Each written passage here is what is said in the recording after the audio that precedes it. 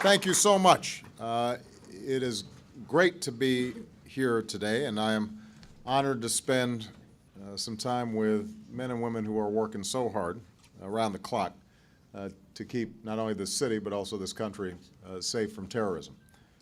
I want to thank our outstanding FBI Director, Robert Mueller, for that kind and brief introduction. As I've said before, these are incredibly challenging times for the FBI. And for the last 8 years, Bob has worked tirelessly to prevent additional attacks and keep this nation safe. He's been doing an unbelievable job under very difficult and trying circumstances, and we are grateful to him. I also want to commend Police Commissioner Kelly, Assistant Director in charge, Joe Demarest, and all the leaders who've helped to put together a team that is more integrated, more collaborative, and more effective than ever before. You know, here at the Joint Terrorism Task Force, we have folks from the FBI working side by side with some of New York's finest, as well as countless federal, state, and local partners. I was taking a look at the list, and it looks like 45, 46 different agencies represented here. And together, your success in thwarting terrorist attacks, the strong intelligence you've gathered, and the hard-nosed investigations you've pursued has proved to be a model for law enforcement officials across the country. And for that, you should all be extremely proud. No one knows better than you how important this work is, because you've always been on the front lines in fighting extremism. Last month, we marked the 8th anniversary of the attacks on 9/11, and on that terrible day when terrorists brought so much death and destruction on our shores and so many lives were lost, many of you were the first on the scenes, saving lives, working tirelessly to bring those responsible to justice, and guarding against future attacks in subsequent weeks and months and years. And that effort continues to this day, quietly, doggedly, courageously. Most New Yorkers, much less most Americans, probably don't know this office is here, and they don't know what you do. Obviously, you're not doing it for the glamour or the glory or the pay. You do it to serve and protect your country.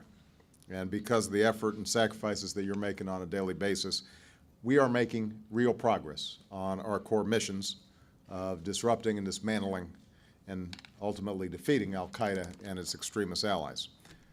I said this when I had a chance to speak to some of the NYPD leadership team last month over the phone, but I particularly want to express my appreciation and admiration for your terrific work, especially in the recent weeks. Working together, you saved countless lives, and your collaboration earned the respect and gratitude not just of New Yorkers but Americans everywhere. This level of cooperation and integration is going to be critical in defeating the type of determined and resourceful and oftentimes in the shadows opponents that you're up against every day. Nerve centers like this one help you share intelligence, answer questions, and give support instantly. And because each organization is on its own, this task force has shown how much stronger all of you can be when you're actually working together. You're setting the standard for everybody else, as I said, and you're showing what focused and integrated counterterrorism work really looks like. And the record of your service is written in the attacks that never occur, because you thwarted them and because the countless Americans who are alive today as a consequence of that work. And so America's in your debt for that. Of course, we all know that we're facing a determined adversary. They are resourceful, they are resilient, they are still plotting, as we have become all too aware.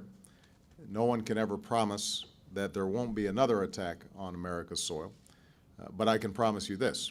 I pledge to do everything in my power as President of the United States to keep the American people safe, and that means I pledge to give all of you the tools and the support that you need to get the job done, both here at home and around the world.